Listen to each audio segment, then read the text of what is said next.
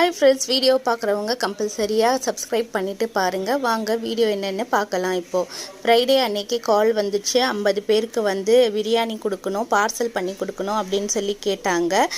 One day before சொன்னால் நான் வந்து ஓகே அப்படின்னு சொல்லிடுவேன். ஆனால் கொஞ்சம் யோசித்தேன், அன்றைக்கே கொடுக்கணும், எல்லாம் வாங்கிட்டு வரணும், எல்லாமே ஒண்டியால் நான் தான் செய்யணும் அப்படின்னு சொல்லி யோசிச்சிட்டேன். சரின்ட்டு சொல்லி ஓகேன்னு சொல்லியாச்சு. ஆனால் டைம் டியூரேஷன் ரொம்ப கம்மியாக இருந்தது. அறக்க பறக்க எல்லாம் செலவெல்லாம் வாங்கிட்டு வந்துட்டு நான் போட்ட பிளானிங் வந்து ஒரு 11 o'clock அடுப்பை பற்ற வச்சிடலான்னு சொல்லி தான் பிளான் போட்டோம். ஆனால் அது வந்து பிளானிங் வந்து கொஞ்சம் டிலே ஆகிடுச்சு.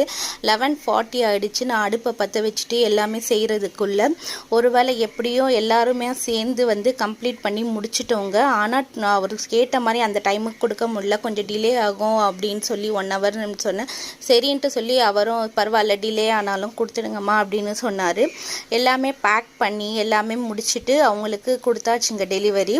அப்படியே அவர் வந்து கொஞ்சம் கொடுத்துட்டாரு. ஒரு 10 மெம்பருக்கு நீங்களே கொடுத்துடுங்க உங்கள் வீட்டுக்கிட்ட அப்படின்னு சொல்லி மீதி இருந்த 10 நாங்கள் அங்கேருந்து கொடுத்துட்டோம்.